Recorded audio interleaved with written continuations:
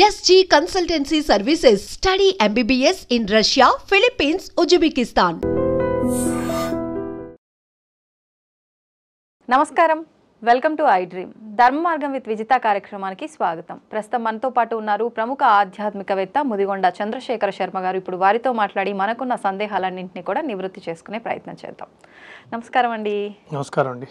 ధన్యవాదాలు ముందుగా పిలవగానే ఎక్కువగా గ్యాప్ తీసుకోకుండా వచ్చినందుకు. తప్పకుండా మీరు అడగడం రాకపోవడం కూడానా.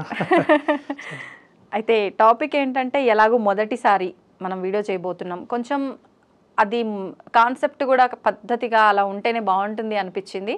ఏంటి అంటే, ఆచారాలు వ్యవహారాలు అని చెప్పి మాట్లాడుతూ ఉంటాం మనం నిత్యము కూడా. అయితే ఈ మాట్లాడుతున్న సంభాషణలో అర్థమైంది ఏంటి అంటే, ఈ ఆచారాలు ఇవన్నీ అనేవి మన హిందూ ధర్మానికి సంబంధించినవా, లేదు అనంటే మనమున్న ప్రాంతానికి లేదు మన కుటుంబ వ్యవస్థకి వంశం అంటుంటారు, అలా వంశం పారపర్యంగా వచ్చే ఆ ఒక వ్యవస్థన ఏంటి అసలు ఈ ఆచారము అనంటే? ముందుగా ఐ డ్రీమ్ ప్రేక్షకులందరికీ కూడా నమస్కారం. సాధారణంగా వాగర్ధావివ సంపృక్తో వాగర్ధ ప్రతిపత్తజే జగత పితరౌ వందే పార్వతీ పరమేశ్వరం. సాధారణంగా ఈ ఆచారము అనేది చాలా విశేషమైనటువంటిది అని మన ధర్మంలో మనం దాన్ని వ్యవహరిస్తూ ఉంటాం. ప్రతి దాంట్లోనూ ఆచారము అని ఆ మాట మాత్రం అంటూ వినిపిస్తూ ఉంటుంది.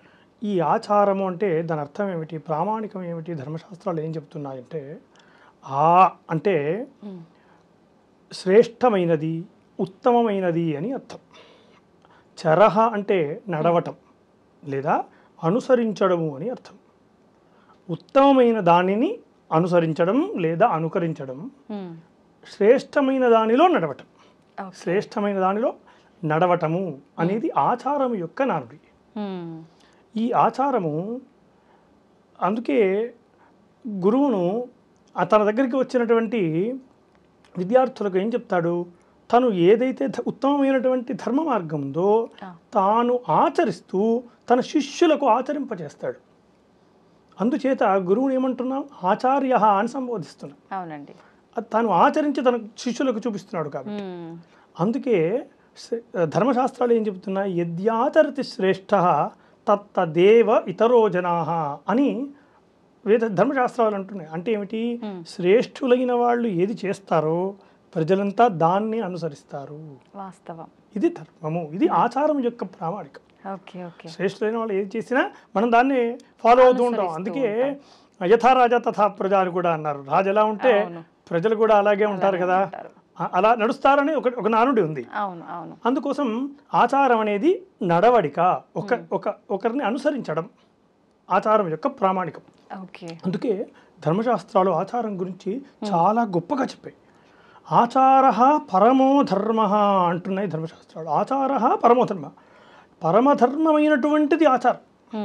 అంటే ధర్మానికి మూలం ఆచారము ఉంటుంది శాస్త్రం. ధర్మానికి మూలం ఆచారం.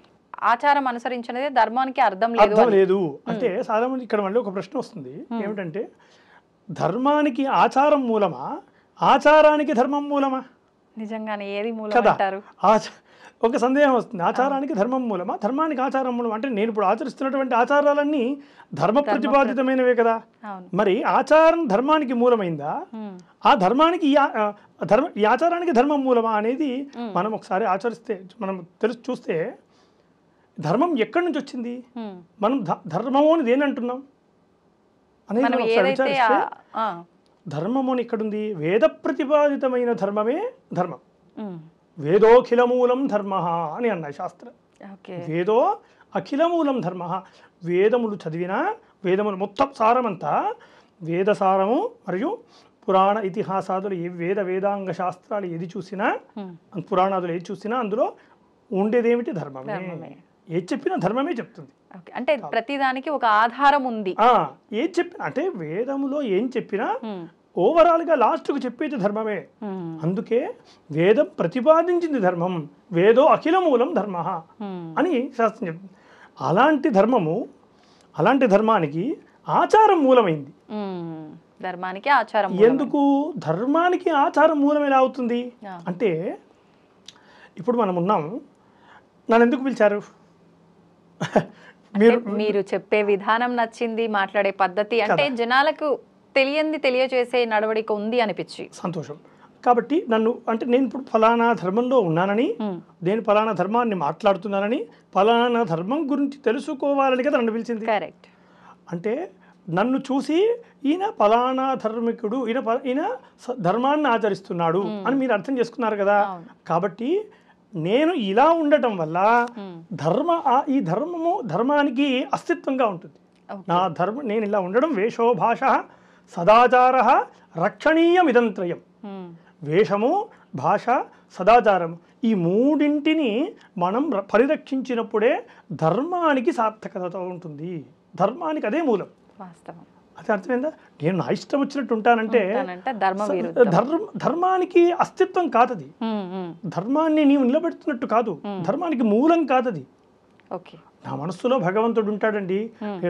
నేను ఆ దేవాలయానికి వెళ్ళినప్పుడల్లా బొట్టు పెట్టుకోవాలా, ప్యాంట్ షర్ట్లు వేసుకొని నమస్కారం చేసుకున్నంత మాత్రాన భగవంతుడు నాలో లేడంటే ఎలాగా? వద్దన్నాడా దేవుడు? ఇలా వస్తే వద్దన్నాడా అంటే అలా వస్తే వద్దని చెప్పలేదు, అలా ఉండొద్దని. కాకపోతే నీవు ఏ ధర్మాన్ని అయితే అనుసరిస్తున్నావో ఆ ధర్మము యొక్క అస్తిత్వాన్ని కాపాడుకోవాలంటే ఇవి ఆచరించాలి. నేను ఫలానా ధర్మ ఆచరికుండని ఎదుటివాడికి ఎలా తెలుస్తుంది? నా వేషాన్ని చూసే కదా వాడు అర్థం చేసుకుంటాడు. కాబట్టి నా వేషము ధార్మికంగా ఉంటుంది, చూడగానే ఆహ్లాదకరమైన వేషమై ఉండాలి. అందుకే శాస్త్రం ఏం చెప్పింది? వేషో భాష సదాచార ఈ మూడే ధర్మానికి పునాది. కాబట్టి నా భాష ఎలా ఉండాలి? వేదాంగాలు నేర్చుకున్నటువంటి మహామహా పండితులు సైతం ఆమోదించదగినటువంటి భాష ఉండాలి. ఎంతో జ్ఞానంతో కూడి ఉండాలి. నేను మాట్లాడాలంటే అంటే నేను ధర్మాన్ని ఆచరిస్తూ ఉంటే ఇవన్నీ నాకు ఉండాలి. అలా ఉన్నప్పుడు ఏమవుతుంది? నా కీర్తి పెరుగుతుంది, నాకు ఉత్తమమైనటువంటి స్థితి వస్తుంది, నా మూలమైనటువంటి ధర్మానికి అస్తిత్వం నిలబడుతుంది. ఫలానా ధర్మం అనే అస్తిత్వం నిలబడుతుంది. ఇతను సనాతన ధర్మ ఆచరికుడు. నా వేషాన్ని చూసి అలా అదే ఒక పాశ్చాత్యుడు వాడు నా పక్కన నిల్చున్నాడు అనుకోండి, అతన్ని ఏమంటారు? పాశ్చాత్యుడు అంటారు, నన్నేమో ధార్మికుడు అని అంటారు. అవునా? అదే పాశ్చాత్యుడు ఒక బొట్టు పెట్టుకొని ఒక చిన్న పంచ కట్టుకొని ఉన్నాడు అనుకోండి, అతడు కూడా సనాతన ధర్మాన్ని ఆచరిస్తున్నాడు అని అంటున్నారు. అంటే ఎందుకు? మన భాష, మన యొక్క ధర్మం, వస్త్రధార అంటే మన యొక్క ఆచారాలు ఏవైతే ఉన్నాయో వాటిని అతను పాటిస్తున్నాడు, కనీసం అవలంబిస్తున్నప్పుడు సనాతన ధర్మ ఆచరికుడని అంటున్నారు. అర్థమైంది? కాబట్టి ఆచారాలు ధర్మానికి మూలమయ్యాయి. ధర్మం సమస్తమైనటువంటి వేదములకు మూలమైంది. అలాంటి ధర్మమునకు ఆచారం మూలం. కాబట్టి ఆచారాన్ని ఆచరించడం, ఖచ్చితంగా విజ్ఞులైనటువంటి వారి చేత ఆచారాన్ని ఆచరించడం, వాళ్ళ గురించి తెలుసుకొని ఆచారం ఎలా ఉంటుంది, ఏ విధంగా ఆచరించాలి. అందుకే ధర్మశాస్త్రాలు ఆచారం గురించి చాలా గొప్పగా చెప్పాయి. వేదస్మృతి సదాచార స్వస్య చ ప్రియదర్శన ఏతచ్చతుర్విధం జ్ఞేయం సాక్షాత్ ధర్మస్య లక్షణం అంటున్నాయి. అంటే ధర్మము ఎలా ఉంటుందయ్యా అని పెద్దవాళ్ళు అడిగితే ధర్మశాస్త్రజ్ఞులు చెప్పినటువంటి మాట ఏమిటి అంటే, వేద ప్రతిపాదితమైన కర్మములు, స్మృతి ప్రతిపాదితమైన ఆచారాలు. అంటే స్మృతి ఏ విధమైనటువంటి ఆచారాలు చెప్పిందో ఆ ఆచారాలు ఆచరించడం.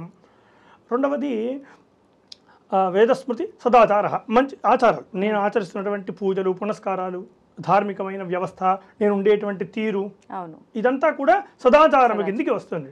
స్వస్యచ అంటే నా మనస్సు కూడా ఆహ్లాదకరమైనటువంటి మనస్సు, నేను ఇష్టపడేటువంటి దైవం, ఇవన్నీ కూడా నా భావనలు, నా యొక్క అంతర్లీనమైనటువంటి భావనలు ఏమంటారో ఈ నాలుగు కూడా ఎలా ఉండాలి?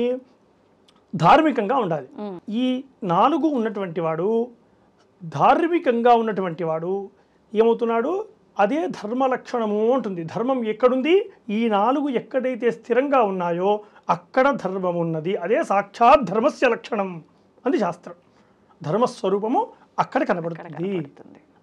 అంధానుకరమణ్యేషాం అకీర్తి కరముచ్యతే. లేదు, ఇలా కాదు, నాకు ఇష్టం వచ్చినట్టుగా నేను ఉంటాను, నా ఇష్టం వచ్చినట్టుగా నేను ప్రవర్తిస్తాను, నా ఇష్టం వచ్చినటువంటి అనుకరణ చేస్తాను, ఏది నచ్చుద్దా ఆ అనుకరణ చేస్తాను అంటే నీది కాందాని నీవు అంధానుకరమణ్యేషాం, కళ్ళు గుడ్డిగా మూసుకొని పోయి పక్కవాడి దాన్ని అనుసరిస్తే అకీర్తి కరముచ్యతే. నీ కీర్తి పోవడమే కాకుండా పాపం కూడా చుట్టుకుంటుంది. అకీర్తికరముచ్యతే, అకీర్తి కలుగుతుందని ధర్మశాస్త్రాలు పేర్కొన్నాయి. అందుకోసం ఆచరణాత్మకమైన చర్యలు చేయటం ధర్మానికి మూలమవుతున్నాయి. నా ధర్మాన్ని అస్తిత్వం కాపాడుకోవాలంటే ఆచారాలను ఆచరించాలి. అది ఆచారాలు సాక్షాత్తు రాముడు దేవుడు అయినప్పటికీ మానవ రూపంలో ఉన్నందువల్ల ఈ ధార్మికతను అంతా పాటించిండు కాబట్టే విగ్రహ రూపంలో ఉన్న ఆ దేవుణ్ణి ధర్మానికి ప్రతిరూపం అని అంటాం కదా. ధర్మస్వరూపుడై రాముడు ఉన్నాడు కాబట్టి రాముడంతటి వాడే ఆచారాలు ఆచరించారు. అవును, రాముడంతటి వాడు విస్మరించాడు అన్నింటినీ? లేదు కదా. తన యొక్క తనకి ఏ ధర్మాలు అయితే ఆపాదించారో ఆ ధర్మాలన్నింటినీ ఆచారాలన్నింటినీ పాటించాడు. ఆయనే కదా ఆ మార్గదర్శి. అందుచేత ఆచారాలను పాటించడం ఉత్తమం. ఆచారం యొక్క నానుడు ఇది. అసలు ఆచారం అంటున్నాము, అనుసరించాలి, పాటించాలి అంటున్నాం. ఎన్ని రకాల ఆచారాలు ఉన్నాయి మన హిందూ ధర్మంలో? మంచి ప్రశ్న. ఇది చాలామందికి తెలియాల్సినటువంటి అంశం. మన భారత భూమిలో, భరతఖండంలో అనేక రకాల ఆచారాలు ఉన్నాయి. అంటే ఆచారం అంటే ఏమిటి? మార్గము అని కూడా చెప్పుకోవచ్చు. ఇందాక చెప్పాను కదా, ఉత్తమమైనటువంటి మార్గము అని అర్థం. ఈ ఉత్తమమైనటువంటి మార్గాలు అనేక రకాలుగా ఉన్నాయి. అంటే మన వైపు వస్తే వేదాన్ని మాత్రమే అధ్యయనం చేస్తూ, వేద సేవన చేస్తూ, వేద పోషణ చేస్తూ, వేదాన్ని పరిరక్షిస్తూ ఉండేటువంటి వాళ్ళని వేదాచారమని, శైవులు అని ఉంటారు. వీరశైవులు, శుద్ధ శైవులు, కాశ్మీర శైవులు అని కాశ్మీరంలో ఉండేవారు. కాశ్మీర శైవులు, కాపాలికులు, నాయికా సాధకులు, అఘోరీలు, వీళ్ళందరూ ఆచరించేటువంటి ఈ ఆచారం ఏదైతే ఉందో దీన్ని శైవాచారము అని అంటారు. శుద్ధ శైవులు, లింగాయతులు అని అంటారు కదా. వీళ్ళందరూ ఆచరించేటువంటి ఆచారాలను శైవాచారము అని. వైష్ణవులు ఉన్నారు కదా, వైష్ణవులు, వైఖానసులు లేదా ఇత్యాది వైష్ణవ సంప్రదాయాన్ని ఆచరించే వాళ్ళందరిది వైష్ణవాచారం అని. ఇది ఇట్లాగా ఒక్కొక్క రకమైన ఆచారాలు ఉన్నాయి. మరి భృత్యాచారమని, సమయాచారమని, వామాచారమని, కౌలాచారమని, సిద్ధాంతాచారమని, చీని, మహాచీని, శంబరాచారమని, ఇలా అనేక రకాల ఆచారాలు ఉన్నాయి. మనము ప్రస్తుతం మనం ఇప్పుడు ఆచరిస్తున్నటువంటి ఆచారాన్ని దక్షిణాచారము అని అంటారు. సాధారణంగా ఇప్పుడు హిందువులంతా ఒక్కటే, మన హిందూ ధర్మము అందరినీ ఏకత్రాటి పైన నిలబెట్టడమే మన హిందూ ధర్మం గొప్పతనం అంటాము. మరి ఇన్ని ఆచారాలు ఎందుకు? అంటే ఒక ఆచారం ఉండి దాంట్లోనే అందరము ఇమిడీకృతమై ఉండొచ్చు కదా, ఎందుకని ఇన్ని ఆచారాలు? మంచి ప్రశ్న. ఇప్పుడు మీరు వైజాగ్కి వెళ్ళాలనుకోండి, ఎలా వెళ్తారు మీరు? ట్రైన్లోనో, బస్లోనో, ఫ్లైట్లోనో, ఏదో ఒక మార్గం అయితే ఎంచుకుంటాం. ఎందుకు అన్ని మార్గాలు? అందరూ ఒకే మార్గం వెళ్ళొచ్చు కదా. అంటే ఎవరికి ఏది సౌకర్యంగా ఉంటుందో అది ఎంచుకుంటారు. కాబట్టి ఎవరికి ఏది సౌకర్యత ఉంటుందో వారి సామర్థ్యాన్ని బట్టి ఆయా మార్గాలు నిర్మితమయ్యాయి. రోడ్డు మీద వెళ్ళే వాళ్ళు వైజాగ్కి రోడ్డు మీద కూడా పలు రకాలుగా పలు తీర్లుగా వెళ్తారు. వాహనాల్లో వెళ్ళేవాడు ఒక రకంగా వెళ్తాడు, ఇంకా జట్టు వాహనాలు ఉంటాయి కదా, అట్లాంటి దాంట్లో వెళ్ళేవాడు ఇంకో రకంగా వెళ్తాడు, నడకతో వెళ్ళేవాడు మరికొంత స్లోగా వెళ్తాడు, బస్సులో ఇట్లా ఒక్కొక్క రకాలు ఒక రకంగా ఉంటుంది. ఓడలో వెళ్ళేవాడికి ఇంకో రకంగా ఉంటుంది, విమానంలో వెళ్ళేవాడికి ఒక రకం. అంటే గమ్యం ఒకటే, అంతే. అనేకమైన మార్గాలు వేరు. ఇది కూడా అంతే. ఏదైతే గమ్యం ఉందో గమ్యం ఒక్కటే. అనేక మంది మహర్షులు ఈ మార్గాలను వేసి ఈ మార్గాల్లో వాళ్ళు ఆ గమ్యానికి చేరుకొని ఈ మార్గాలను మీరు అన్వేషించండి, ఈ మార్గాల్లో వెళ్ళిన వారికి మోక్ష పదాలు ఉన్నాయి అని కొన్ని వందల రహదారులు వేశారు. ఇవి ఒక రహదారులు అని చెప్పుకోవాలి. ఈ ఆచారాలు ఏమిటి? ఒక వందల రహదారులు గమ్యానికి. అంటే ఒకటే మార్గం ఉంటే అది ఒకరికి క్లిష్టంగా ఉండొచ్చు, ఒకరికి సులువుగా ఉండొచ్చు. అలా కాకుండా ఎవరి సామర్థ్యాన్ని బట్టి ఎవరు ఏ విధంగా వెళ్ళగలుగుతారో ఆయా మార్గాలకు అనుగుణంగా ధర్మశాస్త్రం గమ్యాన్ని చేరుకునేటువంటి విశేషాలను చెప్పింది. ఎవరికి ప్రతి ఒక్కరికి సామాన్య చండాలుడి పైన కూడా సూర్యుడు ప్రకాశిస్తాడు, అంతే కదా. సూర్యుడు ప్రకాశం అందరిపైన ఉంటుంది, అందరిపైన. కాబట్టి అందరికీ మోక్ష మార్గం, అందరికీ గమ్యాన్ని చేరుకునేటువంటి సులభమైన మార్గాలు అందరికీ వేశారు. అలాంటి ఆచారాల్లో మనది దక్షిణాచారము అంటాం. మనది మంత్ర విధానంగా ప్రసిద్ధి చెందింది. మంత్రముతో ముందుగా సదాచారం అంటే ఏమిటి? పూజలు చేసుకోవటం, ఉదయాన్నే లేవటం, ఉదయం లేచిన దగ్గర నుండి మరలా పడుకునేంత వరకు ప్రతిదానికి ప్రామాణికం ఉంది. దంతధావనానికి కూడా ప్రామాణికాలు ఉన్నాయి, స్నానం చేసేదానికి కూడా ప్రామాణికాలు ఉన్నాయి. ఎలాంటి వస్త్రాలు వేసుకోవాలి, ఎలాంటి బొట్టు పెట్టుకోవాలి, బొట్టుకు కూడా ఏ విధమైనటువంటి మంత్రాలు చేసుకోవాలి, ఈ షోడశ కర్మలు పుట్టినప్పటి నుండి జాతకర్మ నుండి అంత్యేష్టి వరకు ఈ 16 కర్మలు ఏవైతే ఉన్నాయో ఇవన్నీ కర్మలు మనం ఆచరిస్తున్నటువంటి విధానాలు, అర్చనా విధులు, హోమ యజ్ఞ ఉత్సవాదులు, ఇట్లాంటి కార్యక్రమాలు ఏవైతే మనం చేస్తున్నామో ఇదంతా కూడా దక్షిణాచారము, సదాచారము. దీన్నే సదాచారం. దంతధావనం దగ్గర నుంచి కూడా అదొక ఆచారమే. ప్రతి ఒక్కటి దంతధావనం నిద్ర లేచిన దగ్గర నుండి, నిద్ర లేవక ముందు నుండి కూడా, నిద్ర లేస్తున్నామని అంటే కూడా సంకల్పం చెప్పుకో, అంటే నామస్మరణ చేసుకోమని, చూడగానే కరాక్టే వసతే లక్ష్మి అని మనం అరచేతిని చూసుకొని ఇట్లాంటి, అంటే ప్రతి ఒక్క దానికి మనం చేస్తున్న ప్రతి పనికి కూడా ఒక ప్రామాణికత ఉంది. ఇది మనం చేసామంటూ కాదు, సదాచారంలో ప్రతిదానికి ఒక ప్రామాణిక ఉంది. ఆ ప్రామాణికానికి అనుగుణంగా ఈ మంత్ర విధానంతో ప్రసిద్ధి చెందింది దక్షిణాచారము. మనం ఆచరిస్తున్న ఆచారము మంత్ర విధానంగా ప్రసిద్ధి చెందింది. తంత్రానికి ప్రాధాన్యత లేకుండా మంత్ర విధానంతో ప్రసిద్ధి చెందింది. అందులో వామాచారం అని ఇంకొక ఆచారం ఉంటుంది. ఈ వామాచారం ఏమిటి? తంత్ర విధానంగా ప్రసిద్ధి చెందింది. వామాచారం తంత్ర విధానంగా ప్రసిద్ధి చెందితే ఇది మంత్ర విధానం. రెండవది ఇంకా ఈ వామాచారంలో ఇంకోటి అంటారు రహస్యాచారము అంటారు. వామాచారాన్ని గుప్తమైనటువంటి ఆచారం, చాలా గుప్తమై హైడెన్ అండ్ అది గుప్తమైనటువంటి ఆచారము వామాచారం. అది ఎవరు ఆచరిస్తారు అలా అంటే గుప్తంగా? గుప్తాచారం ఉన్నారు, వామాచారాలను ఆచరించే వాళ్ళు చాలా మంది ఉన్నారు. అది రహస్యపూర్వకంగా ఆచరించేటువంటిది అని అర్థం. అంటే నలుగురికి తెలిసేటట్టుగా ఉండకూడదు, దాంట్లో చేసేవన్నీ ఉండకూడదు. కౌళాచారాలు ఉన్నాయి, కౌళాచారము, సమయాచారాలు అని 2 ఆచారాలు ఉన్నాయి. ఈ 2 ఆచారాలు అది ఒక PhD లెవెల్ స్థాయి అని చెప్పుకోవచ్చు.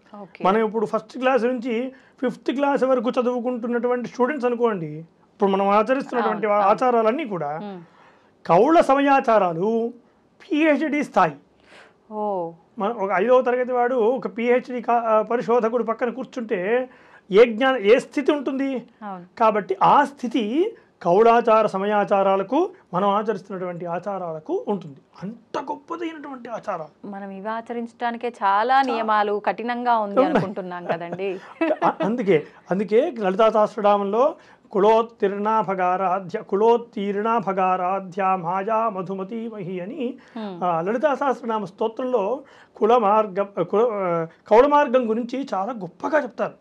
సమయాచార తత్పర అని అమ్మవారిని సమయాచార తత్పర అంటే ఈ సదాచారములో అన్ని ధర్మాలను ఒక్కొక్క మెట్టుగా ఆచరిస్తూ ఇన్ని PhD స్థాయి వరకు చదువుకొని ఆ స్థాయికి వచ్చి, అంటే జ్ఞానం పరిపూర్ణమైనటువంటి జ్ఞానాన్ని పొంది, ఏ జ్ఞానాన్ని అన్వేషించాలో తెలుసుకొని, జ్ఞానాన్ని పొంది కాదు, ఏ జ్ఞానాన్ని అన్వేషించాలో ఒక గురుముఖత మనం చేస్తున్నటువంటి ఆచారాలుగా తెలుసుకొని, ఆ తర్వాత ఈ కౌళాచారము కానీ ఈ సమయాచారంలో గమ్యాన్ని చేరుకోవటం, అది ఉత్తమమైనటువంటి మార్గము అని కౌళ సమయాచారాలు అక్కడి దాకా వెళ్ళిన వాడికి తెలుస్తాయి. చాలా విశేషమైన ఆచారాలు అవి. ఈ వామాచారం అనేది గుప్తమైనటువంటి ఆచారాలు, ఎవరైనా ఆచరించవచ్చు వామాచారం, కానీ అది చాలా గుప్తమైనటువంటిది, రహస్యమైన ఆచారాల్లో వామాచారం ఒకటి. అంటే ఈ వామాచారం ఒకటే ఎవరైనా ఆచరించవచ్చా? ఇప్పుడు మనం దక్షిణాచారంలో ఉన్నామన్నారు, మనము ఇందులో ఉండి కౌలాచారానికి సంబంధించిన విధానాలు, వామాచారానికి సంబంధించిన విధానాలు ఆచరించవచ్చా? కాదండి, ఇలా 2 పడవల మీద కాళ్ళు వేయకూడదు. ఎప్పుడైనా 2 పడవల మీద కాళ్ళు వేసి వెళ్ళడం ఎవరికి ప్రమాదం? మనకే ప్రమాదం. అవునా? అటు ఇటు ఏ ధర్మాన్ని ఆచరిస్తాం, ఎక్కడికైనా వెళ్ళాలి కదా. కానీ ఏ ఆచారమైనా ఒకే ఆచారాన్ని ఆచరిస్తూ అనుసరిస్తూ దానిలోని మర్మాలను తెలుసుకుంటూ ఒక్కొక్క మెట్టు దాటుకుంటూ మనం పైకెక్కాలి. అంటే ఏదైనా ఒకే ఆచారమును ఆచరించాలి. 36 రకాల ఆచారాలు ఆచరిస్తే అగమ్య గోచరం అవుతుంది. అన్ని రకాలుగా ఆచారాలు ఆచరించకూడదు. అందుకు అది ధర్మం చెప్పింది ఏమిటి? ఒక్క దారిలో వెళ్ళు. లేదు కౌళాచారమే వెళ్తావా, ఆ ఆచారంలోనే వెళ్ళు. ఏదైనా ఒకే ఒక్క మార్గాన్ని అనుసరించమని చెప్పేది ధర్మశాస్త్రం. అన్ని రకాల ధర్మశాస్త్రాలు కలిపేసి చేసుకోవడం, ఏది సులభం అయితే అది దాంట్లోకి వెళ్ళిపోవడం అనేది సమంజసమైనది కాదు. ఓకే, అయితే ఇప్పుడు ఆచారాలు ఏంటి, ఎన్ని రకాలుగా ఉన్నాయి మాట్లాడుకున్నాం. అందులోంచి ముఖ్యంగా తీసుకుంటే ఇప్పుడు మీరు మాట్లాడిన దాన్ని బట్టి ఈ 3 ఆచారాల విషయానికి వస్తే, ఇప్పుడు దక్షిణ ఆచారము అని అంటే ఎలాగో ఇప్పుడు మనం ఆచరించేది అంటే సాత్విక రూపంలో, మంత్ర రూపంలో ఆచరణలు. తంత్ర రూపంలో అన్నారు, అంటే వామాచారం.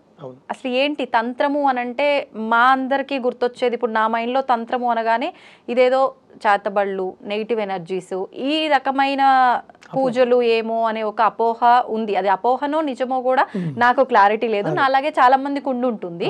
అసలు ఏంటి తంత్రం అంటే ఏంటి, ఏ రకమైన విధానం ఉంటుంది? మంచి ప్రశ్న. తంత్రము అంటే ఈ తంత్రము అనే అక్షరాల్లో త అంటే విస్తరణ, వ్యాప్తి అని అర్థం ఉంటుంది. త్రం అంటే పరిరక్షించుట అని అర్థం. మననాత్రాయతే ఇది మంత్ర, మననము చేత రక్షించునది మంత్రం.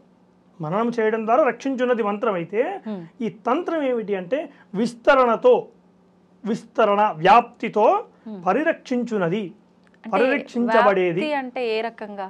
జ్ఞానమును వ్యాప్తింపజేయటం. తన్యతే విస్తార్యతే జ్ఞానం అంటే నలుగురికి చెప్పడం అనుకోవచ్చా ఏదైనా ఉంటే? కాదండి, అది గుప్తమైనటువంటిది. తంత్రము అనేదే లుప్తమైనటువంటిది, చాలా లుప్తమైనటువంటిది. తంత్రంలో మీకు మంత్రము లుప్తమైపోయి తంత్రము ముద్రా విధానమైనటువంటి తంత్రాలు చేస్తూ ఉంటారు. అసలు తంత్రం అంటే ఏమిటంటే, తంత్రం ఏం చెప్తుంది అంటే తన్యతే విస్తార్యతే జ్ఞానం. అయితే ఈ విస్తరణను జ్ఞాన విస్తరణ, ఏ జ్ఞానము ఆత్మజ్ఞాన విస్తరణ చేస్తూ దాన్ని పరిరక్షించేటువంటి వాడు చేసేదే తంత్రము. జ్ఞాన విస్తరణ సాధారణమైన విస్తరణ కాదు, జ్ఞానాన్ని విస్తరింపజేయడం. ఆత్మజ్ఞానం ఏదైతే గూఢమైన జ్ఞానం ఉందో, ఏదైతే సచ్చిదానంద జ్ఞానం ఉన్నదో, ఆ జ్ఞానమును విస్తరిస్తూ విస్తరించినటువంటి జ్ఞానమును త్రాయతే, రక్షించబడేటువంటి వాడు ఎల్లవేళ రక్షించబడతాడు. అందుకోసం తనోతి విపులన్నర్థన్ తత్వమంత్ర సమన్వితాన్ త్రాణంచ కురుతే యస్మాత్ తంత్రమిత్యభిధీయతే అంటారు. అంటే తత్వశాస్త్రములు, తత్వజ్ఞానములు ఏదైతే ఉన్నాయో ఆ జ్ఞానమును పరిరక్షిస్తూ, ఆ జ్ఞానమును ఎవరైతే రక్షిస్తారో వాళ్ళు గమ్యాన్ని చేరుకుంటారు. అది అందుకని ఈ తంత్రములోని విశేషం. ఇది లుప్తమై ఉన్నది, అంత గొప్పదైనటువంటిది తంత్రం. ఇప్పుడు ఈ తంత్ర రూపంలో పూజలు, ఈ తంత్ర విధానం అనగానే అందరికీ గుర్తొచ్చేది, ఈ మధ్యకాలంలో ఎక్కువగా మనకు వినిపించేది వామాచార పూజలు. వామాచార పూజలు అనగానే అంటే మనకు బాగా రౌద్రంగా ఉండే అమ్మవార్లకి మాత్రమే పూజిస్తారు. మనం ఏదైతే సాత్విక రూపంలో ఆచరిస్తున్నామో దేవుళ్ళు, దేవతలు, వీళ్ళకి అక్కడ పూజలు జరగవు. ఒకవేళ జరిగినా అక్కడ మనలాగా సాత్వికంగా ఉండదు. ఖచ్చితంగా పంచమకార పూజలు చేయాల్సిందే, ఖచ్చితంగా కొన్ని రకాల బలులు ఇవ్వాల్సిందే, మద్యం, మాంసం ఇవన్నీ అని చెప్పి ఇప్పుడు వింటున్నాం. ఇప్పుడు చిన్న పిల్లాడు ఎవరైనా యూట్యూబ్ చూసే పిల్లోని పిలిచి అడిగినా కూడా వామాచార పూజలు అనగానే మాంసం పెడతారంట, పచ్చి మాంసం అయినా నివేదన చేస్తారు, వండిందైనా సరే ఏకంగా మద్యం బాటిల్సే పెట్టేస్తారు అని చెప్పేస్తారు. అంటే నిజంగా శాస్త్రం ఇవన్నీ చేయమని చెప్పింది ఆ వామాచార పూజలకి? ఇప్పుడు జరుగుతున్నదంతా శాస్త్ర ప్రకారమే జరుగుతుందా, విరుద్ధంగా జరుగుతుందా? మంచిగా చాలా అద్భుతమైన ప్రశ్న అడిగారు. ఈ వామాచారం అనేటువంటిది ఇందాక చెప్పుకున్నట్టుగా వామము అంటే చాలామంది ఏమంటారు వామభాగము, ఎడమ భాగము. అంటే ఈ కుడి చేతి చేసేటువంటి సవ్య పనులు అయితే ఎడమ చేతులు చేసేది అపసవ్య పనులు అని చెప్తూ ఉంటారు. ముమ్మాటికి తప్పు.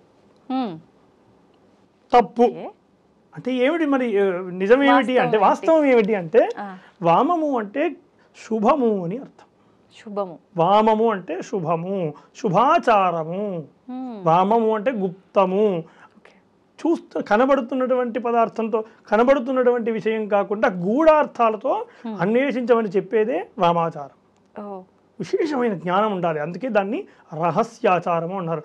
వామము అంటే రహస్యము అని అర్థం కూడా ఉంది. వామో మార్గో పరమగహన యోగినామప్యగమ్యం. పరమగహనమ, వామో మార్గం అంటే వామ మార్గం అనేది పరమ గూఢమైనటువంటిది. గహనము అంటే గూఢం, అంధకారంతో ఉండేది. దాన్ని ఎట్లా అంటే యోగులకు సైతం, పరమ యోగులకు సైతం అగమ్య గోచరమే, అంటే చేరుకోలేనటువంటి స్థలమే. వామాచారం అంటే అంత ఆషామాషి అయ్యేటువంటి వ్యవహారం కాదు. కానీ ప్రతి ఒక్కరూ, ప్రస్తుతం నేను కూడా చూస్తున్నాను చాలా రోజులుగా, వామాచారం అనేసరికి ఒక రకమైన తంత్ర విధాన పూజలు, ఈ మీరు చెప్పినట్టుగా పంచమకారాలు, వీటి గురించి సవిస్తరంగా వివరిస్తాను. కాకపోతే ఈ వామాచారంపై ఉన్న అపోహలన్నీ చాలా అపోహలే నేను చెప్పాలి. ఇప్పుడు జరుగుతున్నవన్నీ కూడా తంత్రశాస్త్ర విరుద్ధాలు. అంటే ఇప్పుడు ఏదైనా ఒక మార్గం ఉందనుకోండి, ఇప్పుడు ఇందాక మనం చెప్పినట్టుగా అనేక మార్గాలు మహర్షులు వేశారు, ఆచారాలు అంటూ మార్గాలు వేశారు. వేసినటువంటి ఆ ఇంజనీర్ ఎవరైతే మహర్షి ఉన్నారో ఆయన ఒక ప్రామాణికాన్ని రాశారు.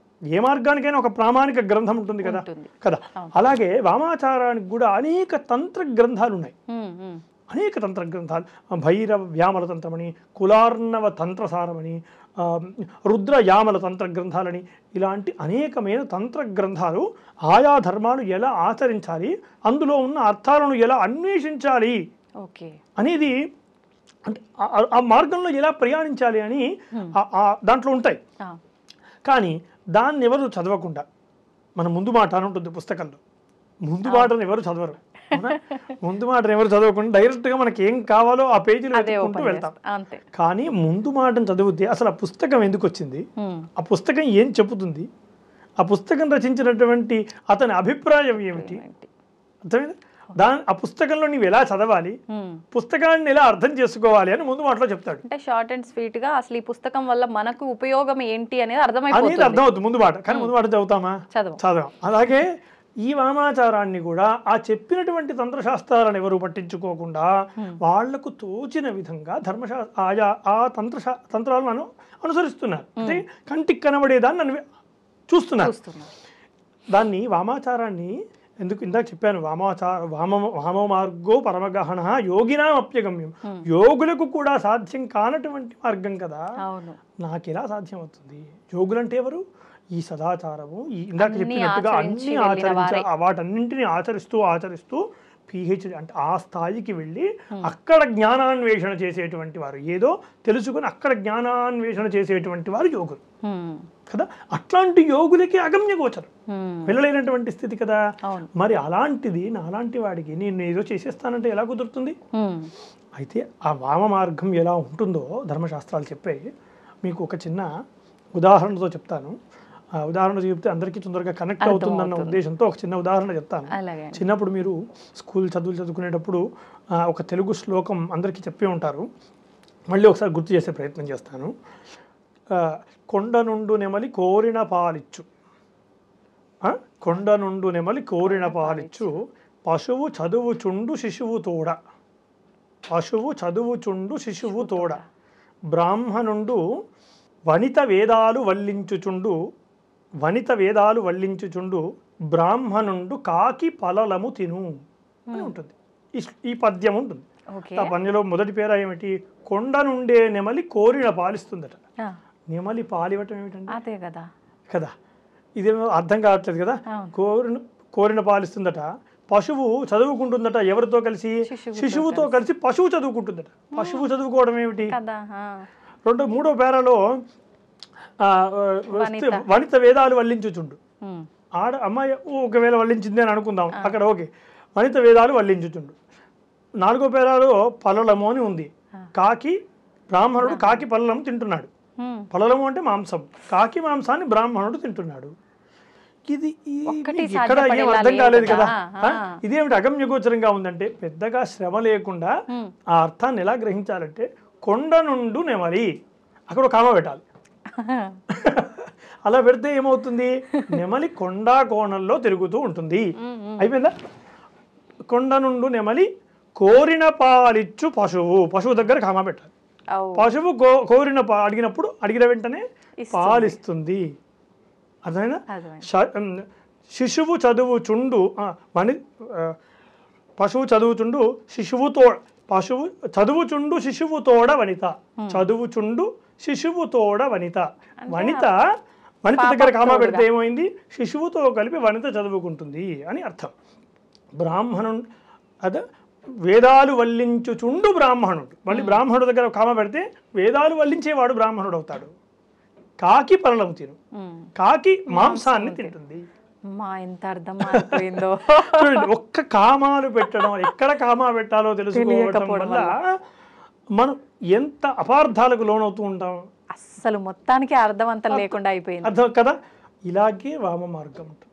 కనబడేదాన్ని చూసేదాన్ని కాదు, గుప్తార్థాలతో అన్వేషించాలి అని చాలా స్పష్టంగా ధర్మశాస్త్రం చెప్పింది. ముద్ర, మత్స్యం, చేప, ఈ 5 రకాలవి ఇవి పంచమకారాలు అని. అయితే ఈ 5 రకాలు అక్కడ కంటికి కనబడుతున్నటువంటి పదాలతో చూడటం కాకుండా గూఢార్థాలతో అన్వేషించమని వామ మార్గం చెబుతుంది. అంటే కంటి మద్యము అంటే ఎలా అన్వేషించాలి? సాధారణంగా మద్యము బ్రాహ్మణుడికి, ఎవరైనా బ్రాహ్మణుడు మద్యం ఆ యొక్క మార్గంలో అన్వేషించేవాడైతే మద్య సాధన చేయాలనుకోండి, మద్యాన్ని సమర్పించాలనుకోండి, ఎలాగా బెల్లము అల్లము కలిపినటువంటి నీటిని బ్రాహ్మణుడికి మద్యముగా పరిగణించమని చెప్పింది. బెల్లము అల్లము కలిపినటువంటి నీటిని మద్యము, అదే మద్యం.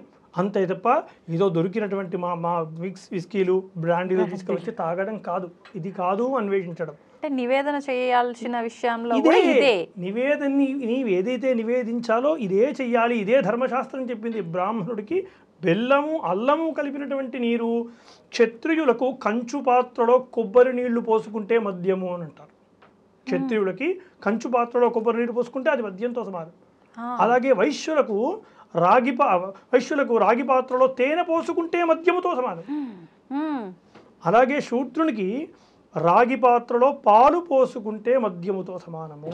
అంటే పదార్థము పాత్రలో ఎక్కడ ఏ పాత్రలో వేస్తున్నామో పట్టి అర్థం మారిపోతుంది అక్కడ. అదే మద్యము తప్ప విస్కీ బ్రాండీలు మాత్రం కానే కాదు. మనం చూస్తున్నటువంటి ఈ మద్యము మాత్రం, మనం ఏదైతే వ్యవహారంలో మనం మద్యం అంటున్నామో, వామాచారములో మద్యం గురించి ఏం చెప్పింది అనేది ఇది. వామాచారంలో చెప్పినటువంటి మద్యం ఇది.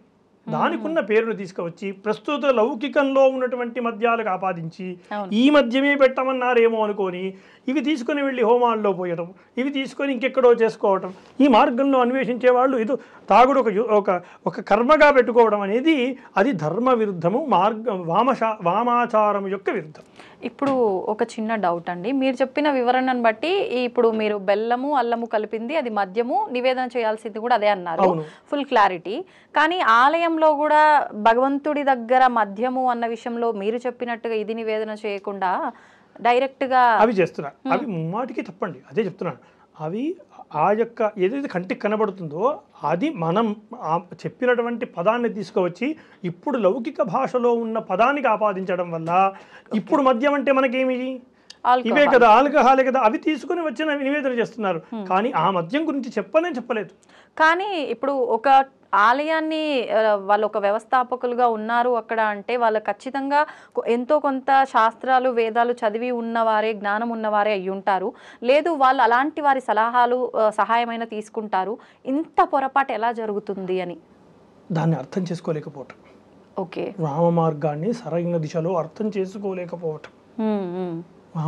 అది చెప్తున్నాను కదా, యోగులకే అగమ్య గోచరం అనేటువంటి అంత గూఢమైనటువంటి రహస్యమైనటువంటి మార్గం అయితే సాధారణమైన మానవులకు ఎలా సిద్ధిస్తుంది? ఎవరు పడితే వారు వచ్చేసి చేసేసుకొని అలా వెళ్తారు కదా. కాకపోతే అందుకోసమే వామ మార్గం అంత గుప్తమైనటువంటి మార్గంగా ఉంది.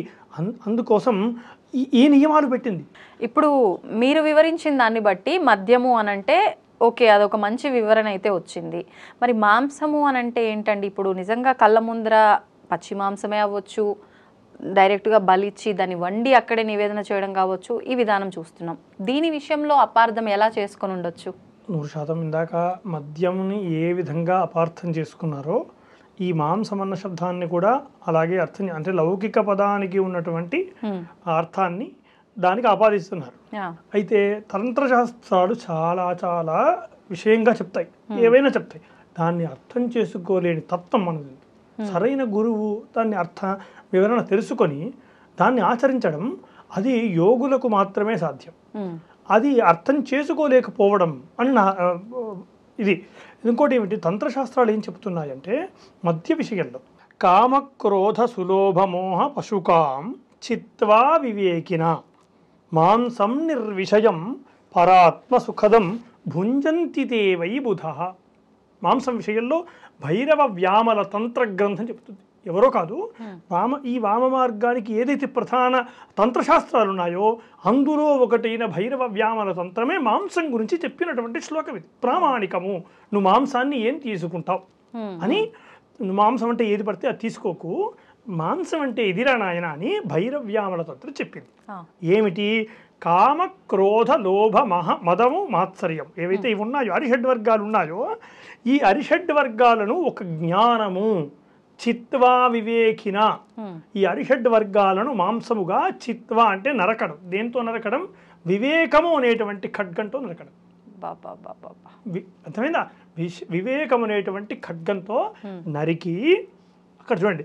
చాలా మంది ఏమనిపిస్తారు, ఇది మాంసము అని చెప్పారు కదా, మాంసం అన్న దగ్గర ఈ అరిషడ్ వర్గాలను ఈ ఏదైతే చెప్పిందో కామక్రోధ లోభ మదమోహాలని ఈ అరిషడ్ వర్గాల యొక్క పదాన్ని అర్థం చేసుకోలేక ఇది మాత్రమే అర్థం చేసుకుని మాంసం నిర్విషయం పరాత్మ సుఖదం భుంజంతి తే వై బుధ అంటే నిర్విషయం ఆయా ఏవైతే అరిషడ్ వర్గాలు ఉన్నాయో వాటిపైన ఏమాత్రం ఆసక్తి లేనటువంటి వివేకము అనేటువంటి ఖడ్గంతో వాటిని నరికేసి ఆయా వాటిని వదిలేసి, అర్థమైందా? వాటిని వదిలేసి అంటే వాటిని వదిలేసి నిర్విషయం వదిలేసేసి వాటిని పరాత్మ సుఖదం, అప్పుడు ఆ పరమాత్మమైనటువంటి సుఖాన్ని పొందేటువంటిదే మాంసము. పరాత్మ సుఖదం ఏదైతే నువ్వు ఈ ఆరిటిని వదిలేస్తావో ఆ వదిలేసిన తర్వాత నీకు వచ్చేటువంటి ఆ ఉత్తమమైనటువంటి స్థితి ఏదైతే ఉందో అదే మాంసం రా. మాంసం అంటే ఈ మాంసం పెట్టమని కాదు, ఎంత చక్కగా చెప్పింది వివేకినా చిత్వాన్ని ఇంత చక్కగా చెప్పింది మాంసం గురించి. అంటే ఒక రకంగా సింపుల్ గా మనం నిత్యం వాడే భాషలో చెప్పాలంటే ఒక కల్మషం లేని ఎటువంటి అహంకారము ఏది లేని మనస్సుతో భగవంతుడికి ఆరాధన అంటారు కదా, ఇదేమో అలాంటి ఉత్తమమైనటువంటి స్థితికి చేరుకుని అటు ఏ రకమైన కోరికలు లేకుండా దేహంపై కూడా ఎలాంటి వ్యామోహము లేకుండా దేహంపై ఏ రకమైనటువంటి బాధలు వ్యామోహం లేకుండా ఒక జీవించేవాడు చేసేటువంటి నివేదన మాంసం. అలాంటి వాడు ఆత్మజ్ఞానాన్ని అన్వేషించడంలో చేసేటువంటి నివేదన అని అన్నారు తప్ప మాంసం అంటే ఏదో ఓ పశువుల్ని తీసుకుని వచ్చి నరకడం కాదు, అది మాంసం కాదు. మాంసానికి ఇంత చక్కగా శాస్త్రం చెప్పింది, మాంసానికి ఇంత చక్కగా ఆయా ధర్మశాస్త్రాలు చెప్పాయి, తంత్రశాస్త్రాలు చెప్పినవి. ఇవేవో నేను నా నోటికి వచ్చినటువంటి నేను చెప్తున్నది కాదు, సాక్షాత్తు ఆ తంత్రశాస్త్రాలు చెప్పినటువంటి విధానాలు. దీన్ని అన్వేషించకుండా ఈ పదాన్ని చూసుకొని అన్వేషించడం మూర్ఖం. ఇప్పుడు ఒక మాట అంట, మీరేం అనుకోవద్దు.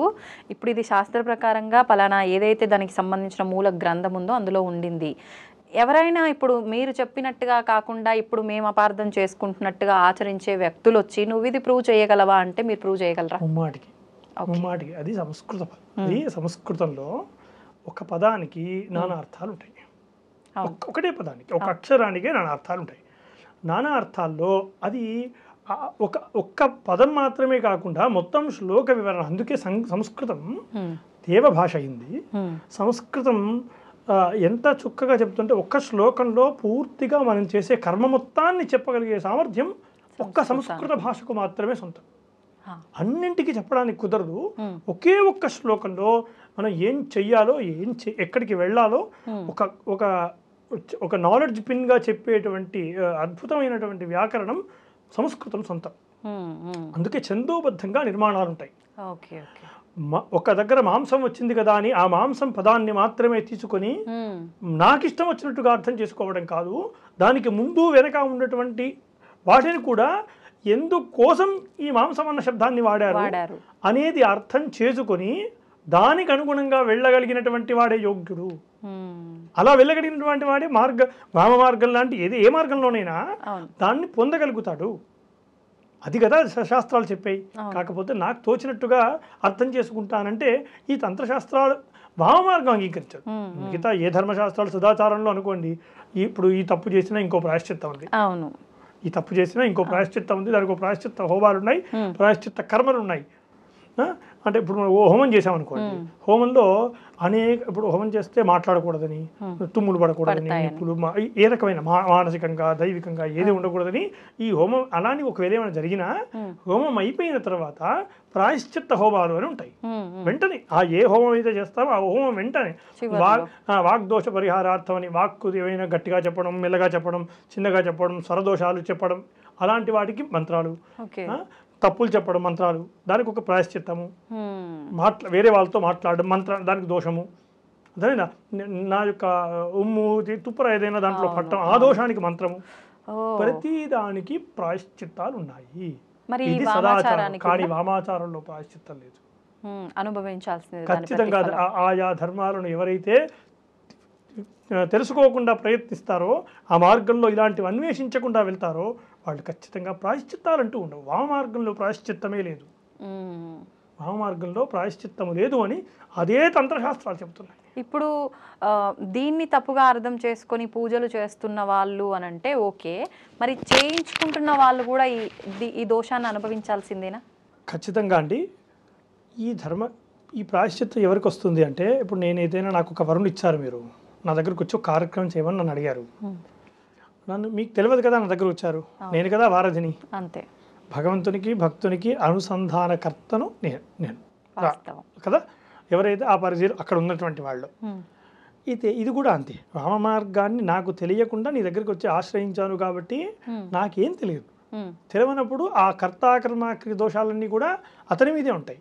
ఓకే, ఏవైనా అతని మీదే ఉంటాయి. ఆచరిస్తున్నటువంటి వాళ్లకు, అనుసరిస్తున్నటువంటి వాళ్ళకి ఏముండదు. కానీ ఆచరింపచేస్తున్నటువంటి వాడు సంయమనమైన సన్మార్గంలో లేకపోతే కనుక ఈ యొక్క అనుభవించాల్సి ఉంటుంది. ఆయా పాపాన్ని ఖచ్చితంగా అనుభవించాల్సి ఉంటుంది. ఏదో ఒక రూపంలో మనకు పీడన చేస్తుంది. ఇప్పుడు ప్రస్తుతానికి ఉత్సాహంగా ఉన్నప్పటికీ ఏదో మార్గంలో ఆ ధర్మం, అది ఆ పాపం మనల్ని వెంటాడుతుంది. ఖచ్చితంగా అది పాపం ఏం చెప్తుంది ధర్మశాస్త్రం, నేను చెప్పేది కాదు, ధర్మశాస్త్రం చెప్తుంది. వామ మార్గంలో ఈ ప్రాయశ్చిత్తం అంటూ లేదు. అలాగే మిగతా వాటికి కూడా ఇలాంటి అపార్థాలు చేసుకోకూడదని చెప్పింది. మత్స్యము అని ఉంటుంది. ఈ మత్స్యానికి కూడా ఇష్టం వచ్చినట్టుగా కనపడేది మత్స్యము అనేది కాకుండా దానికి కూడా గూఢార్థాలు ఉన్నాయి. దానికి కూడా అసలు మత్స్యం అంటే ఏమిటో చాలా అద్భుతంగా ఈ ధర్మశాస్త్రాలు, తంత్రశాస్త్రాలు చెప్పాయి. మత్స్యం మైథునంకి కూడా వివరణ ఇవ్వగలరా? తప్పకుండానండి. మత్స్యము అనేదాన్ని ముందుగా మనం విచారిస్తే గంగా యమునయోర్ మధ్యే, ఇది తంత్రశాస్త్రం చెప్పింది. భైరవ వ్యామల తంత్రము అనే గ్రంథము చెప్పినటువంటి శ్లోకం ఇది. గంగా యమునయోర్ మధ్యే ద్వౌ చరంతి సదా తౌ మత్స్యౌ భక్షయేత్ యత్సు సోభవేత్ మత్స్య సాధక అని చెప్పింది. దీని అర్థం ఏమిటి? గంగా యమునయోర్ మధ్య, గంగా నదులు, గంగా యమునా నదులు అనేటువంటి రెండు నదుల మధ్యన రెండు ఎల్లప్పుడూ సంచరిస్తూ ఉన్నాయట. ఆ రెండు ఏమిటి? మత్స్యములు. ఆ రెండు మత్స్యములు సంచరిస్తున్నాయట. ఆ మత్స్యములను ఎవరైతే వధించి ఆ మత్స్యములను తింటాడో, సాధిస్తాడో, ఆ మత్స్యములను ఎవరైతే భక్షిస్తాడో అతను నిజమైన మత్స్య సాధకుడు అవుతాడు అని చెప్పింది. అదేమిటి? గంగా నదులు అవి నదులు కదా, గంగా యమున అనేవి పెద్ద పెద్ద నదులు కదా, అది పెద్ద నదులు. నదుల్లో రెండు చేపలు ఉంటాయా? ఉండవు, ఎక్కువనే ఉంటాయి. అనేకమైన చేపలు ఉంటాయి కదా. మరి రెండు చేపల గురించి చెప్పింది ఏంటి శాస్త్రం? ధర్మశాస్త్రం రెండు ఉంటాయని చెప్తుంది. రెండు మాత్రమే అని చెప్పలేదు, రెండు. అంటే గంగా లేదు గంగా యమునయోర్ మధ్యే యో చరంతి సదా, దివే చరంతి సదా, రెండే చరిస్తూ ఉన్నాయి. అంటే గంగా యమున అంటే ఇడా పింగళ నాడులు. ఓకే, ఇడా నాడిని పింగళ నాడి అని ఉంటాయి కదా, ఇడా పింగళ నాడులు. ఈ నాడుల మధ్యన సంచరించేటువంటి రెండు. ఆ రెండు ఏమిటి? ఒకటి సుషుమ్న నాడి, రెండవది అందులో చరించేటువంటి కుండలిని శక్తి. ఈ కుండలిని శక్తిని ధ్యాన యోగ తపస్సుల ద్వారా ఎవడైతే దాన్ని, ఆ కుండలిని శక్తిని సంయోగింపజేస్తాడో వాడు మత్స్య సాధకుడు, నిజమైన మత్స్య సాధకుడు అతను. నిజమైన మత్స్య సాధకుడు అక్కడున్నాడు, అంతే తప్ప నాకు కనబడే మత్స్యము కాదు. రెండు అంటే ఎందుకు తిరుగుతాయి? అందులో నదుల్లో అనేకమైన ఉంటాయి కదా. ఇది ఇంత విశేషంగా అంటే వామశాస్త్రం, వామమార్గం ఎంత గుప్తంగా చెప్పింది చూడండి. జ్ఞానము ఉన్నటువంటి వాడు మాత్రమే వామమార్గాన్ని అనుసరించగలుగుతాడు. విపరీతమైన జ్ఞానం ఉండాలి. అంటే ఇవి సుషుమ్న నాడిని, అందులో చరించేటువంటి కుండలిని శక్తిని ప్రేరేపించడం, ఆ కుండలిని శక్తిని సంయోగింపచేయడం అంటే అది ఒక సాధారణమైన మానవులకు, మనకు సాధ్యమయ్యేటువంటి వ్యవస్థ కాదు. మీరు ఇందాక అన్నట్టుగా సంస్కృతంలో ఒక అక్షరానికే ఎన్నో రకాల వివరణ ఉంటది అన్నట్టు ఈ మత్స్యం గురించి చెప్పిన తర్వాత నిజంగా ఇది వాస్తవం ఇది వాస్తవం, ఇది 100% వాస్తవం. ఇంకా ఇదే మత్స్యం గురించి ఇదే తంత్రశాస్త్రం, మరో తంత్రశాస్త్రం ఇదే మత్స్యం గురించి ఇంకొక అనేక రకాల తంత్రశాస్త్రాలు ఉన్నాయని చెప్పుకున్నాం కదా. కులమార్గం అనేటువంటి ఒక తంత్రశాస్త్రం ఉంది, కులార్ణవ తంత్ర సారము అనే ఒక గ్రంథం ఉంది. ఆ గ్రంథం ఏం చెబుతుంది? అహంకారో దంభో మద పిశునత మత్సరద్విష షడేతాన్ వీనాన్ వై విషజహర జాలేన విధృతాన్ పచన్ సద్విద్యాజ్ఞౌ నియమిత కృతి ధీవర కృతి సదా ఖాదయేత్ సర్వాత్మచ జలచరాణం కృపిషితం. ఇందులో ఎంత చక్కగా చెబుతుంది చూడండి. అహంకారము, దంభము, మదము, మాత్సర్యము, పిశుత్వము, పిశునారితనము, లోభము అంటాం. ఇవి మాత్సర్యము, ఇలాంటి 6 దుర్గుణములు ఏవైతే ఉన్నాయో ఈ 6 షడేతాన్ వీనాన్ వై విషజహరజాలేనా అంటుంది. విషజహరం అంటే ఈ 6 ఆసక్తి లేనటువంటి అర్థమైనా ఇంద్రియ నిగ్రహము అనేటువంటి విషజహర జాలేనా, అలాంటి వలతో జాలం అంటే వల అంటే పెద్దగా ఆసక్తి లేనటువంటి వలతో వాటిని పట్టుకొని విధృతాన్ పట్టుకొని చిత్వ సద్విద్యాజ్ఞౌ సద్విద్య అనేటువంటి జ్ఞానం, సద్విద్య అనేటువంటి అగ్నిలో పచన్ అంటే కాల్చడం. దేంట్లో కాల్చమంటుండ్రు? సద్విద్యాజ్ఞం. సద్విద్య అంటే ఏమిటి? జ్ఞానము. ఏదైతే ఆత్మజ్ఞానం ఉన్నదో ఆ ఆత్మజ్ఞానం అనేటువంటి అగ్నిలో ఈ 6 పడేసి కాల్చడమే మత్స్య సాధకుడి లక్షణము. అదే తప్ప నాకు కనబడేటువంటి మత్స్యం కాదు. మత్స్యం గురించి తంత్రశాస్త్రం ఇంత గొప్పగా చెప్పింది. నాకు కనబడుతుంది మత్స్యం కాబట్టి మత్స్యాన్ని ఈ రకంగా వండమన్నది, ఈ రకంగా వండి నేను భగవంతుడికి నివేదన చేస్తానంటే అది కాదు ధర్మశాస్త్రం చెప్పింది. ఎంత క్లుప్తంగా చెప్పింది చూడు. విషజహర జాలేనా అహంకారో దంభ, ఎంత ఆ పెదాన్ని పలికింది కదా. అహంకారము, దంభము ఇవి ఏవీ లేనటువంటి, నాకు ఆసక్తే లేనటువంటి వాటిపై ఆసక్తి లేనటువంటి ఇంద్రియ నిగ్రహము అనేటువంటి వలతో పట్టుకోవాలట. చూడండి మత్స్యాలను ఏంటి ఆయా వలతో పట్టుకొని పచన్ కాల్చమని ఎంత చక్కగా చెప్తుందో చూడండి. ఇది కదా మనం గ్రహించాల్సింది ఆయా తంత్రశాస్త్రాల్లో. కాకపోతే వీటిని వదిలేసి ఈ లౌకికంగా ఏదైతే ఉందో దాన్ని ఆచరిస్తున్నటువంటి వాళ్ళు ఉన్నారు. ఇలాగే మీరన్న ఇందాక చెప్పినట్టుగా మైథునం అనేది ఏదైతే ఉందో దానిపై కూడా ఇలాగే వక్ర ప్రచారాలు చేస్తున్నారు. అంటే అర్థం చేసుకోలేనటువంటి తత్వం. మానవ మార్గం ఇందాక చెప్పినట్టుగా మనకు కనబడేట్టుగా చూసినది కాదు. మైథునం కూడా అలాంటిది. ఇక మైథునం విషయంలో కూడా చాలా అద్భుతంగా చెప్పింది. సహస్రారోరపి బిందౌ కుండల్యాం మేళనం శివే మైథునం శమనం దివ్యం యతీనాం పరికీర్తితం. అంటే ఈ మైథునం అంటే ఏమిటి? సహస్రార చక్రంలో ఏదైతే సహస్రార చక్రం ఉంటుందో ఆ సహస్రార చక్రంలో మూలాధార చక్రం నుండి నిదానంగా కుండలిని శక్తిని సంయోగింపచేస్తూ ఒక్కొక్క చక్రాన్ని సంయోగింపచేస్తూ ఆ సంయోగించేస్తున్నట్టు ఆ సహస్రార చక్రంలో శైవశక్తి ఉంటుంది, శివశక్తి ఉంటుంది. ఆ శివశక్తితో ఈ అమ్మవారి శక్తి సౌందర్య శక్తిని లీనం చేయటమే, కలపడమే మైథునం. అంతే తప్ప మైథునం అంటే మరేదో శారీరకమైనటువంటి వ్యవస్థ కాదు. అది ముమ్మాటికి అర్థం చేసుకోలేనటువంటి తత్వం. అంటే కుండలిని శక్తిని సంయోగింపజేసినటువంటి వాడే మైథునము అని చెప్తుంది.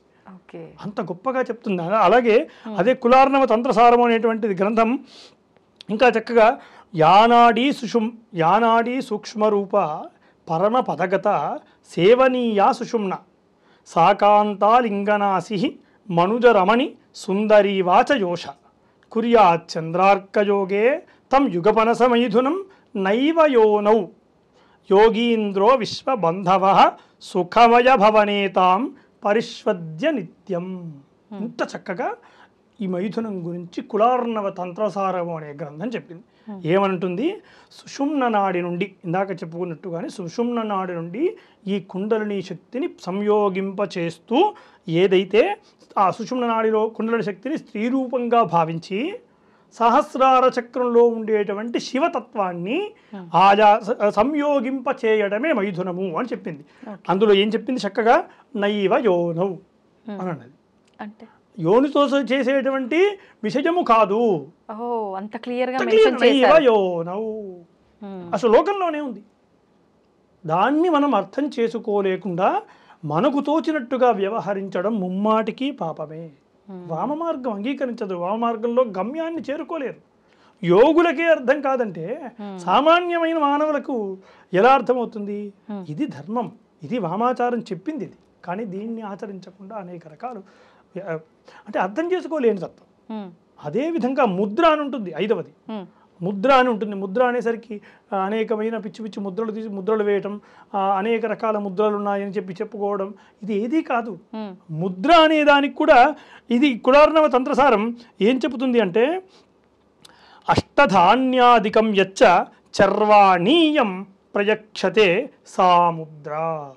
8 రకాల ధాన్యాలు ఉంటాయి, అష్టధాన్యాలు అని ఉంటాయి. ఈ అష్టధాన్యాల్లో అన్నము, చింతపండు, ఇలాంటివి ఒక 8 రకాల ధాన్యాలు ఉన్నాయి. ఈ 8 రకాల ధాన్యాలు కలిపినటువంటి మిశ్రమమునే ముద్ర అని అన్నారు. అంతే తప్ప ముద్ర అన్న పదము ప్రస్తుత కాలంలో అనేక రకాల ముద్రలు వేయటం ఇవి కాదు విశేషం, ఇది కాదు. 8 ధాన్యాలు కలిపినటువంటిది ముద్ర అనే పదం వచ్చేటట్టుగా చెప్పారు. ఇలా గూఢార్థాలతో చెప్పారు కాబట్టి గూఢంగా అన్వేషించాలి. అర్థమైనా? ముద్ర అంటే పిచ్చి పిచ్చి ముద్రలు వేయటం కాదు. ఇలాగ పంచమకారాల్లో అనేకమైనటువంటి అర్థం చేసుకోలేనటువంటి తనంతో తోచినట్టుగా వ్యవహరిస్తున్నారు. అది ముమ్మాటికి వామ మార్గంలో గమ్యాన్ని చేరకపోవడమే కాకుండా పాపాన్ని కూడా మూట కట్టుకున్నటువంటి వాళ్ళం అవుతున్నాం. అందులోనూ వామ మార్గంలో ఇందాక చెప్పుకున్నట్టుగా ప్రాయశ్చిత్తం అంటూ లేదు. ప్రాయశ్చిత్తం లేనటువంటి మార్గంలో ఎంత జాగ్రత్తగా ఉండాలి. అసలు ప్రాయశ్చిత్తమే లేదు అక్కడ. అలాంటి మార్గంలో చాలా ఉత్తమంగా ఉండాలి. కానీ ప్రస్తుత కాలం, ఈ ఆధునిక యుగంలో ఇలాంటి విషయాలకు ఎక్కువగా అట్రాక్షన్ అవుతున్నారు, ఎక్కువగా వ్యవహరిస్తున్నారు. కాకపోతే అది ముమ్మాటికి తప్పు. వామ మార్గం అంటే పూర్తిగా చేతబడులు చేయటం, అంటే తాంత్రిక, అది తంత్ర విధానంగా ప్రసిద్ధి చెందింది కదా. అంటే తంత్రం అంటే ఇందాక చెప్పుకున్నట్టుగా తంత్రం అంటే జ్ఞాన విస్తరణ చేయటం. తంత్రం అంటే ఏమిటో మంత్రాలతో ఇష్టం వచ్చినట్టుగా ముద్రలు వేసేసుకొని చేసేటువంటి విధానం కాదు, జ్ఞానంతో చేసేటువంటి అర్చన తంత్రం అంటే. తంత్రము అన్న అర్థం దానికి అంత గొప్పది ఉంది. కానీ ఈ వామ మార్గం అనేసరికి భూత ప్రేత పిశాచాదులు, ఈ చేతబళ్ళు ఇవన్నీ చేస్తారనేటువంటి అపోహ ఇది పూర్తిగా అపోహ. అంటే అర్థం చేసుకోలేనటువంటి తత్వం. పూర్తిగా అర్థం చేసుకున్నటువంటి వాడు మనతో ఈ విధంగా మాట్లాడరు. వామ మార్గం గురించి అర్థం చేసుకొని దాన్ని అన్వేషించేవాడు అసలు ఈ లౌకికమైనటువంటి విషయాల్లో ఎందుకు ఉంటాడు? ఈ లౌకికమైనటువంటి విషయాలు ఎందుకు చర్చిస్తారు? కానీ వామ మార్గంలో మేము అనుసరిస్తున్నాం, మిమ్మల్ని కూడా తరింపచేస్తామనేటువంటి వాళ్ళు ఎవరైతే ఈ వామ మార్గాన్ని అనుసరిస్తున్నారో ముమ్మాటికి ఇప్పుడు ప్రస్తుతం జరుగుతున్నటువంటి వ్యవస్థ అంతా కూడా అర్థం చేసుకోలేని తత్వం. అంతే, అర్థం చేసుకోలేకపోవటం. ఇప్పుడు పంచమకారాల వివరణ అయితే చాలా చక్కగా ఇచ్చారు. మరి ఈ వామాచారంలో పంచబలులు ఉన్నాయి అంటారు. అంటే అవసరమైతే నరబలి, దున్నపోతు అని రకరకాలుగా ఇలా ఒక 5 రకాల బలులు ఉన్నాయంటారు. అంటే ఇది కూడా అర్థం చేసుకోలేని తత్వం వల్లే ఈ పోకడ నడుస్తోందా? ఎలా? ముమ్మాటికి అదే. అసలు బలులు కానీ, ఇట్లాంటి వ్యవస్థ కానీ, చేతబడుల అంశాలు కానీ, ఈ నరబలు లాంటి ఏదైతే ఏ బలులు కూడా ఏ రకమైన బలులు, ఏ రకమైనటువంటి అధర్మ కర్మలను వామ మార్గం చెప్పలేదు. ఏ రకమైన చిన్న చిన్న జీవహింసను కూడా చేయొద్దని చెప్పింది. వామ మార్గంలో ఉన్నటువంటి వాళ్ళు అంత గొప్పగా ఉండాలని చెప్పింది. చిన్న చిన్న జీవహింసలు కూడా చేయొద్దని. అట్లాంటిది ఇన్ని రకాల బడులను ఎందుకు ప్రోత్సహిస్తుంది వామ మార్గం? దాన్ని అర్థం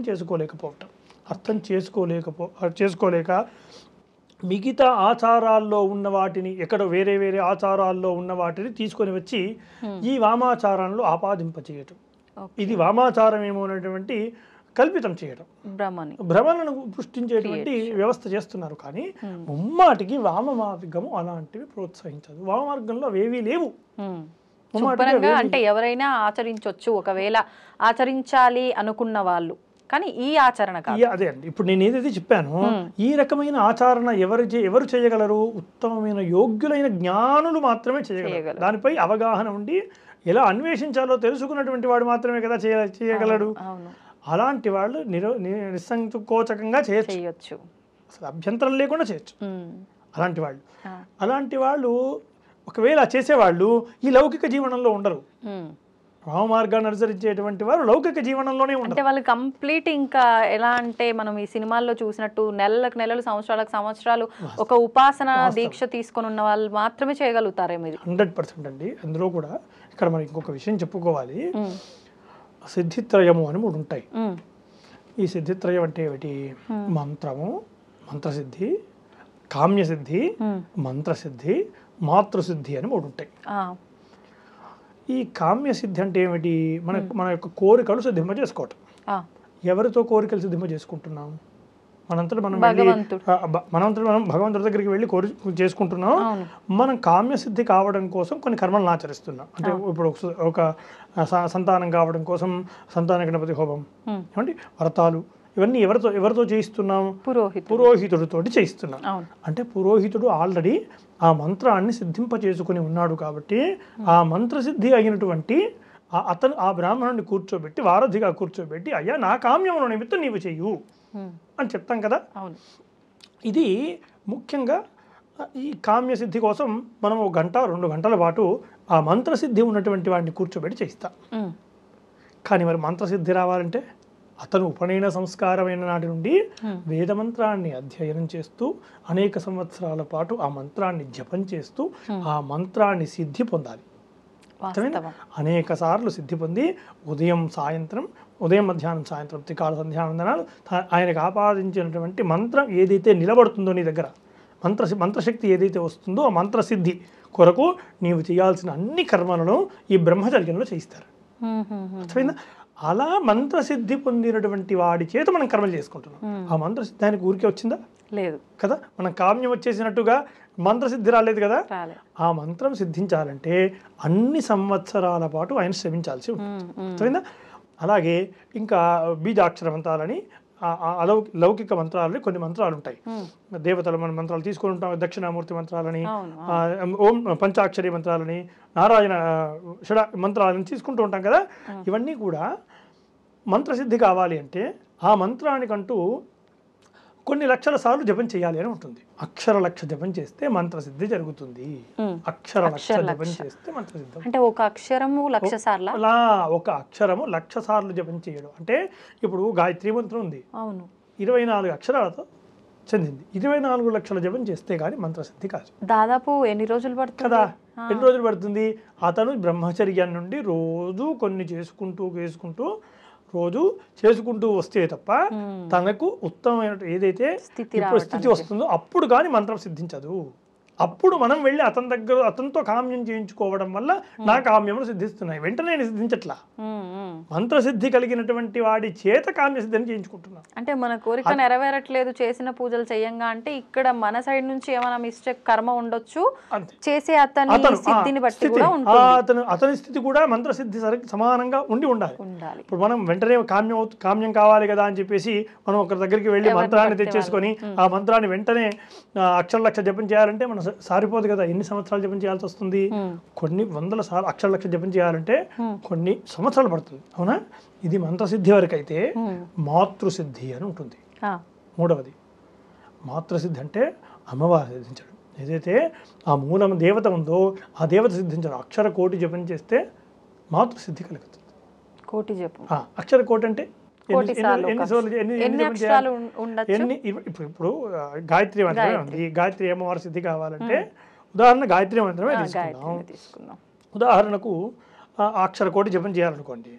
నేను రోజు ఉదయం సాయంకాలం రోజు నా జీవితం మొత్తంలో 7 సంవత్సరాల వయస్సు నుండి ఉపనయన సంస్కారమైన నాటి నుండి రోజు 20,000 జప సంఖ్య చేయాలనుకున్నాను. అంతకుమించి ఎక్కువ చేయలేను. ఎందుకంటే గంటకు 1000 సార్లు మాత్రమే చేయగలను. అంటే 24 గంటల్లో 4 గంటలు నిద్రపోయినా 20 గంటలు మాత్రం జపం చేసుకున్నా 20,000 సంఖ్య అవుతుంది. అలా నాకు మాత్రం సిద్ధించాలంటే 50 సంవత్సరాలు 60 సంవత్సరాలు 70 సంవత్సరాల కాలానికి సిద్ధిస్తుంది. అలా సిద్ధి పొందినటువంటి వారునే సిద్ధ పురుషుడు అంటారు. సిద్ధ జోగి పురుషులు అంటే ఊరికే వచ్చేసి పేరు పెట్టుకున్నంత మాత్రం అది ఆ సిద్ధత్వం రాదు. ఆ సిద్ధి యొక్క స్థితికి ఉండే యోగ్యత అది. అంటే నువ్వు 50 సంవత్సరాలు నిరంతరం తపస్సుతోటే ఉండడం చేత 20 గంటలు రోజుకి 20 గంటలు జపం చేసి తపస్సులో ఉండడం చేత మాతృసిద్ధి కలుగుతుంది. ఎప్పటికీ 60 సంవత్సరాలు కలుగుతుంది.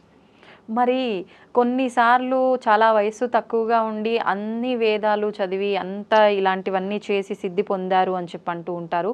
అది అంటే కొన్నిసార్లు ఈ సందర్భాల్లో గత జన్మలో వారు ఇలా చేస్తున్న ప్రాసెస్ లో వెళ్ళి నెక్స్ట్ జన్మ వస్తుందా? 100% అండి. పుణ్యము అదంతా మన పాపం ఎలా వస్తుందో మనం చేసుకున్న పుణ్యం కూడా మనతో పాటు వస్తుంది.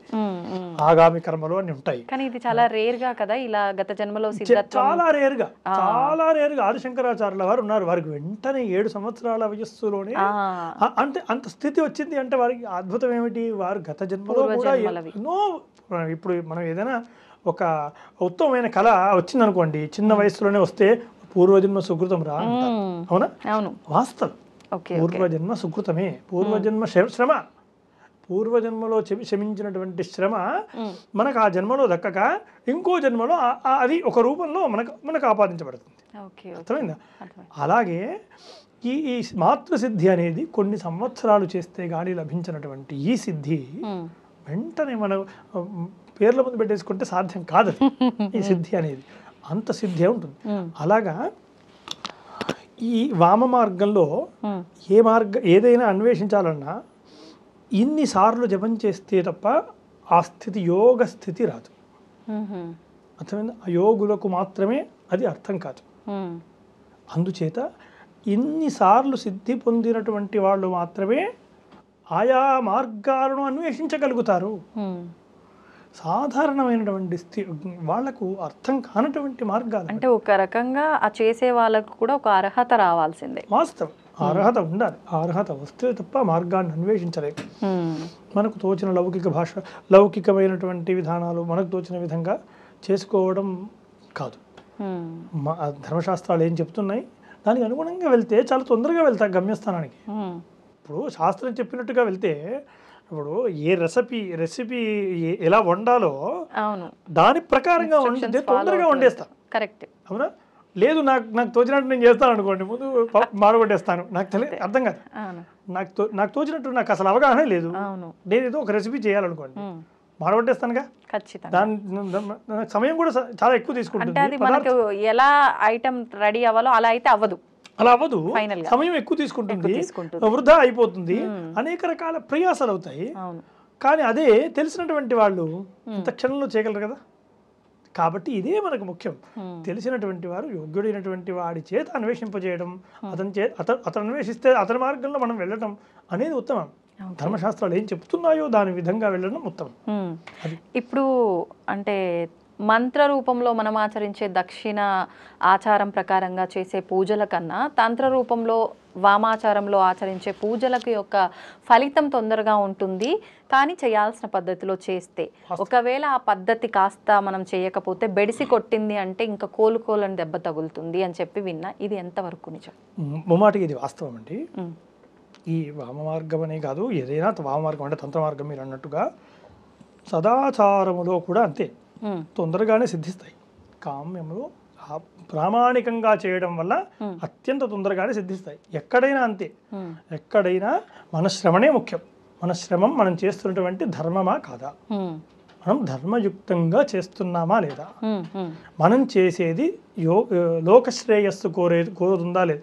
ముందు మనం చేసేటువంటి కామ్యములు మన కొరకు కాకుండా లోకశ్రేయస్సును కోరుతూ చేయాలి అని అంటారు. అందుకే ప్రతి కర్మలోనూ లోకా సమస్తా సుఖినో భవంతు అనేది ధర్మం మన హైందవ ధర్మమే.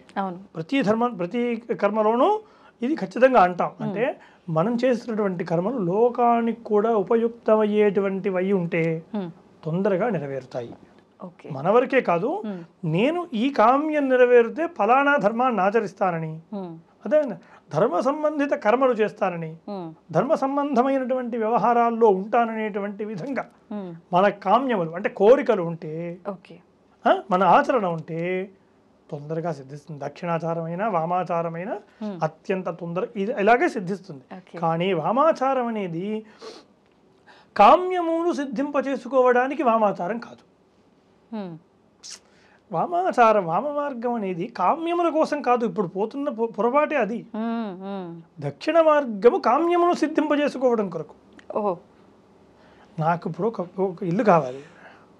దక్షిణ మార్గంలో సదాచారంలో నేను ఆ ధర్మాలు ఏవైతే చెప్పాయో దాని కొరకు పరితపిస్తే నేను దాన్ని సాధించుకోగలుగుతా. ఒక చిన్న డౌట్ అడగచ్చా? అంటే ఇది కోరికల గురించే మాట్లాడుకుంటున్నాం కాబట్టి ఎటువంటి కోరిక లేకుండా మనం కనుక బ్రతకగలిగితే ధర్మంగా మరొక జన్మే ఉండదు, మోక్షం పొందుతామంటారు. 100% మరి ఒక కోరిక నెరవేరాలంటే ఒక హోమం చెయ్యాలి, ఒక పూజ చెయ్యాలి, ఇదంతా ఎందుకు డిసైడ్ చేయబడింది? అయితే మనకు ప్రధానంగా ఏదైనా సరే సంకల్పము అని చేస్తూ ఉంటాం. ఏ కర్మ చేసినా ముందు సంకల్పం చెప్తాం, అవునా? సాధారణంగా ఏ సంకల్పమైనా ప్రధానంగా ధర్మాన్ని ఉద్ధరింపజేసుకోవడం కోసము లోక శ్రేయస్సు కోరుకునే విధంగానే ఉండేది, అవునా? అందులో చెప్పే దాంట్లోనే ఆయుష్యాభివృద్ధ్యర్థం, అవునా? నాకు ఆయుష్ కలగడం కొరకు, నాకే కాదు సమస్తమైన జనులకు కూడా ఆయుష్యాభివృద్ధ్యర్థం ఈ సంకల్పంలోనే ఉంటాయి కదా. సమ్యక్ కల్ప ఇది సంకల్ప. సంకల్పం అంటే ఏమిటి? సమ్యక్ కల్ప ఇది సంకల్ప. నేను ఏది చేయాలనుకుంటున్నానో నిశ్చయించుకోవడం సంకల్పం. ఓకే, నేను ఫలానా చేయాలనుకుంటున్నాను అని నిర్ధారింప చేయడం సంకల్పం. అలాంటి సంకల్పంతో కదా చేస్తున్నాం. ఈ సంకల్పాలు లోకశ్రేయస్సు, ఇందాక చెప్పుకున్నట్టుగా లోకశ్రేయస్సు కోరే విధంగా ఉండటం ఉత్తమం. ఉత్తమోత్తమం లేదు, అందరూ ఆ దృష్టితో ఉండలేరు కదా.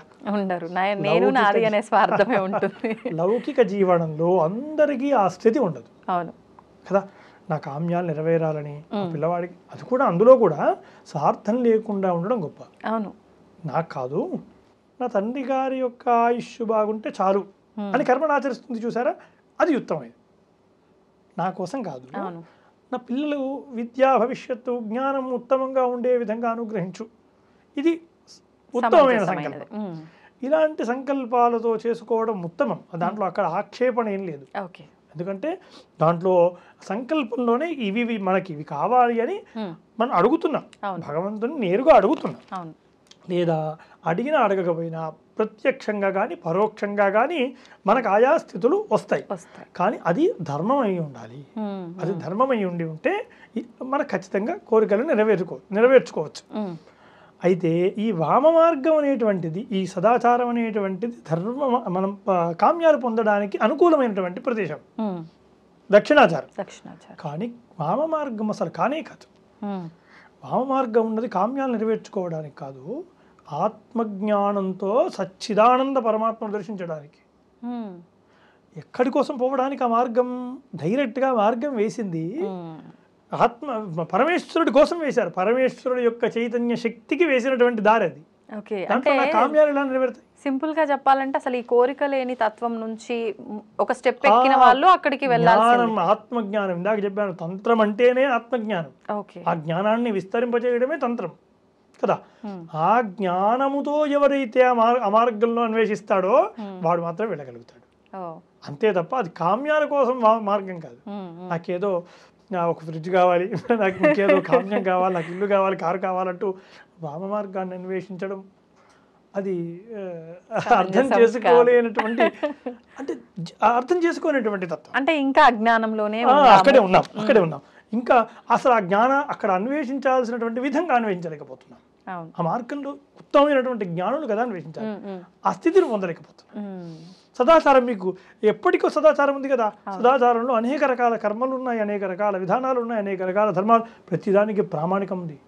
ప్రతిదానికి ఏదో నాకు తోచింది కాదు, ప్రతిదానికి ప్రామాణికం ఉంది. ప్రతిదీ ఎందుకు చేయాలో ఉంది, దేనికోసం చేస్తున్నామో ఉంది కదా. అందుకోసం మన కామ్యమును నెరవేర్చుకోవడానికి దక్షిణాచారము.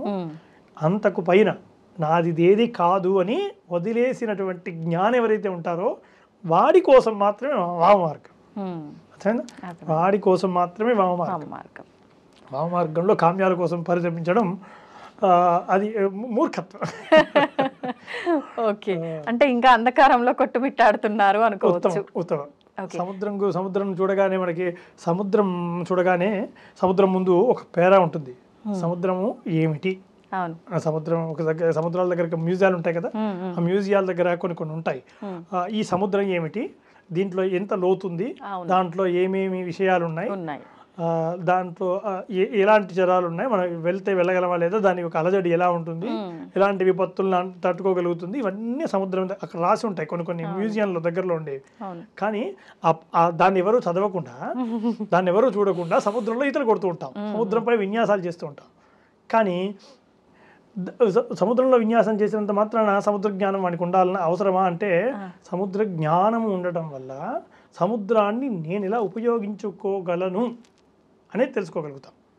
సముద్రంపై ఆ కనీసం పరిగాహన ఉండడం వల్ల అవునా, లోపల ఎంత లోతు వెళ్ళగలం, దాంట్లో ఎలాంటి మనకు ఉపయోగపడేటువంటి పదార్థాలు ఉన్నాయి, దాన్ని ఎలా అన్వేషించగలను, ఎలా తీయగలను అనేటువంటిది సముద్ర జ్ఞానంతో వస్తుంది కదా. అలాగే సముద్రం మీద విన్యాసాలు చేసినంత మాత్రాన ఆ సముద్రంలో మొత్తం సముద్ర జ్ఞానం పరిజ్ఞానం ఉండదు కదా. ఇది కూడా అంతే.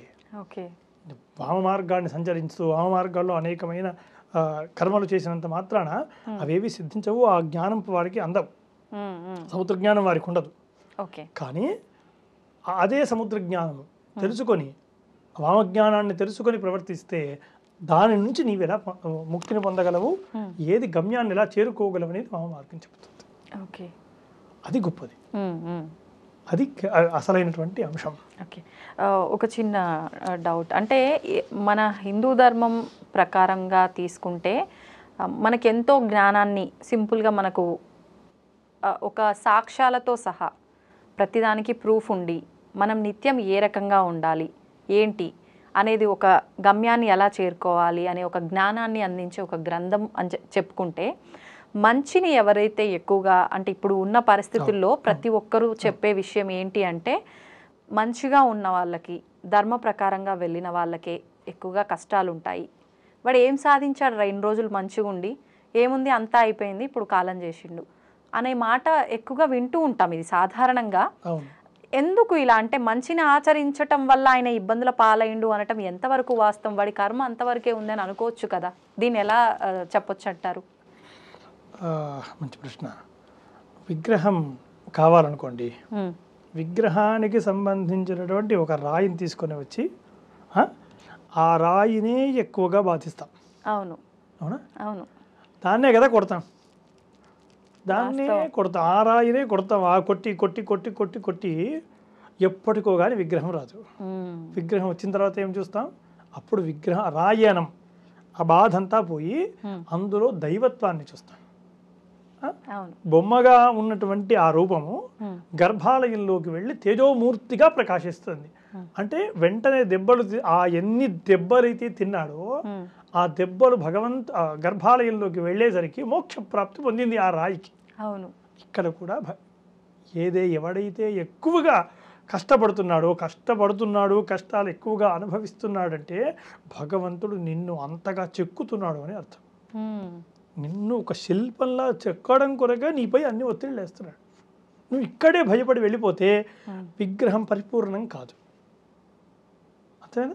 అదొక ముక్కగా మిగిలిపోతుంది, అదొక బొమ్మలా మిగిలిపోతుంది. కానీ నువ్వు పరిపూర్ణమైనటువంటి విగ్రహ రూపాన్ని పొందాలంటే ఇలాంటివి ఎన్ని దెబ్బలు తింటే మనం ఆ స్థితికి రాగలుగుతాం. అందుకే భయపడాల్సిన పని లేదు. ఎక్కువ కష్టాలు ఉన్నటువంటి వాడికే భగవంతుడు మనల్ని చెక్కుతున్నాడు, మనపై అంత శ్రద్ధ వహిస్తున్నాడు. ఆయన మనపైనే శ్రద్ధ ఉంది కదా. ఇంత కష్టాలు పెట్టడం వల్ల నీకు ఇంకా తెలుస్తుంది నాకు ఎంతవరకు ఇది యోగ్యము అనేది నాకు తెలుస్తుంది. కాబట్టి నేను ఏది యుక్తాయుక్త విచక్షణ చేసుకోగలను, అయినా చేసుకోలేకపోతున్నా మరణించామనుకోండి ఇంకో జన్మిస్తాడు. దాంట్లో కూడా యుక్తాయుక్త విచక్షణ చేసుకునే విధంగా అనుగ్రహిస్తాడు. అత్యంత త్వరలో ఈ కష్టాలు పడ్డటువంటి వాళ్ళకి అత్యంత త్వరలో మోక్షం అనుగ్రహింపజేస్తాడు. నీ గమ్యం అది. కష్టాలు పడి ఒక లగ్జరీగా లైఫ్ని ఎంజాయ్ చేయడం గమ్యం కాదు. నా హిందూ ధర్మంలో నా గమ్యం ఏమిటి, ఈ జన్మ మళ్ళీ ఇంకో జన్మ రావడం గమ్యం కాదు, ఇంకో జన్మ ఉత్తమంగా రావడం గమ్యం కాదు, లగ్జరీ లైఫ్ను పొందడం నా గమ్యం కాదు. నా గమ్యము జన్మరాహిత్యం కదా. నా ధర్మము యొక్క గమ్యము జన్మరాహిత్యం. కాబట్టి ఆ జన్మరాహిత్యం కోసం నిన్ను తయారు చేస్తాడు. ఇది ఒక్కటి గుర్తు పెట్టుకుంటే ఏ కష్టం కూడా కష్టంలా అనిపించదు. అందుకోసం చెక్కను కూడా, చెక్కలు అన్నిటికీ ఇదే ప్రమాణికం. ఒక మంచి ఉత్తమమైనటువంటి చెక్క బొమ్మ రావాలంటే కూడా ఇలాగే దాన్ని కాల్చాలి ముందు, అనేక రకాల దాన్నే ఎక్కువ ఇబ్బంది పెట్టాలి. ఇంకో చక్కెర పెట్టొచ్చు కదా అంటే ఇంకో చక్కెర మామూలుగా కాలుతుంది, దానికి ఇంకా టైం ఉంది దాని కర్మను వదిలించుకోవడానికి. కాదండి, మామూలు చెక్కలు ఉన్నాయి, మామూలు చెక్కలు పొయ్యిలో కాలిపోతాయి, అవును, దానికి పెద్దగా గుర్తింపు ఏమి ఉండదు. కానీ అదే కాళీ ఒక బొమ్మగా, ఒక శిల్పంగా, ఒక వస్తువుగా మారుతుంది చూసారా, దానికి ఉపయోగం, దాని కదా మనం విలువిస్తాం. అవునా? అందుచేత విలువ దేనికుంటే ఎప్పుడు వస్తుంది? అన్ని దెబ్బలు తిన్న తర్వాతే వస్తుంది. ఇది ధర్మం. ఇప్పుడు మీరు ఇది అన్న తర్వాత నాకు ఇంకొకటి అడగాలనిపించింది. చెక్క ఉదాహరణ చెప్పిన తర్వాత ఇప్పుడు ఈ చెక్కగా ఉన్న ఒక 2 రకాల అంటే సమిధలు అనంటే మనం ఒక రకంగా ఈ చెక్కలు దాంట్లో ఉపయోగించే పదార్థాలన్నీ తీసుకుంటాం హోమంలో ఉపయోగించేవి. అంటే కొన్నేమో అలా మనం పడవబడేసి ఉంటాయి, కొన్ని మనం ఇంట్లో పొయ్యిలోకి వాడతాము, కానీ కొన్ని ప్రత్యేకమైనవి మాత్రమే హోమంలో వాడతాం. అంటే ఇక్కడికి దాని కర్మ ఒక రకంగా తొలగిపోయింది, అది వస్తువులా ఉన్న పదార్థంలా ఉన్న, ఈ రకంగా అది భగవంతుడికి సేవలో ఒక రకంగా ఆయనకు సంబంధించిన దాంట్లో ఉపయోగపడింది అనుకోవచ్చా? 100% అలాగే అనుకోవాలి. 100% మనం పక్కకు పడేసినంత మాత్రాన అది నిర్వినియోగం కాదు, నిర్వినియోగం అనుకోవద్దు. దాని ఉపయోగం ఏదో ఒక రోజు ఉంటుంది. అర్థమైందా? ఈ రోజు రాలేదనుకోండి, వదిలేస్తామా? ఆ వస్తువుని ఇంకో రోజు మనం వాడుకుంటాం కదా. ఖచ్చితంగా ఈ రోజే వాడాలని కాదు కదా. కొత్త బట్టలు కొనుక్కున్నాం, ఈ రోజే వేసుకో, ఇంకో రోజు కూడా వేసుకుంటాం కదా. వెంటనే అన్ని వస్తువులు అన్నీ వేసేసుకోం కదా. ఒక రోజు అంటూ వస్తుంది దానికి, అది దానికి సుదినం. ఎప్పుడైతే అది ఉపయోగించబడుతుందో ఆ ఉపయోగం దేనికి ఉపయోగించబడుతుంది? ఉత్తమంగా ఉపయోగించబడుతుందా లేదా మామూలుగా ఉపయోగించబడుతుందా అనేది మనం అక్కడ విచారించాల్సినటువంటి అంశం. ఉత్తమంగా ఉపయోగించడం అంటే ఏమిటి? అది పరులకు ఉపయోగపడటం, లేదు మామూలుగా కాలిపోవటం. మామూలుగా అదే యజ్ఞ సమిధ కాలిపోయింది అనుకోండి, హవిస్సుగా వెళ్ళిపోతుంది. అదే సమిధ ఒక మూర్తిగా అయ్యింది అనుకోండి, ఉత్సవంలో ఊరేగిస్తారు. అర్థమైంది? అందుకోసం దాని వినియోగం అనేది కూడా ఉత్తమంగా ఉండటం యోగ్యం. ఎప్పటికోప్పటికి ప్రతిదాన్ని ఉపయోగించాల్సిందే, ప్రతిదీ లయం అవ్వాల్సిందే. సృష్టించబడినది ప్రతిదీ లయం అవ్వాల్సిందే. సంతోషం అండి, చాలా అద్భుతమైన వివరణ ఇచ్చారు. నిజంగా ధన్యవాదాలు. చాలా సంతోషం. తవ్వుతూనే శివలింగం సరే దాన్ని అట్లా కప్పేసేయండి, చూపించదండి. మూర్తి పూజ కాదు, సాక్షాత్ బ్రజేంద్ర నందన భగవాన్ ఉన్నారు మూర్తిలో. ఏమీ ఆశించకుండా ఆరాధించే వాళ్ళు కూడా ఉన్నారా ప్రభుజీ? నిజమైన భక్తి అంటే మనకు తెలియదు కాబట్టి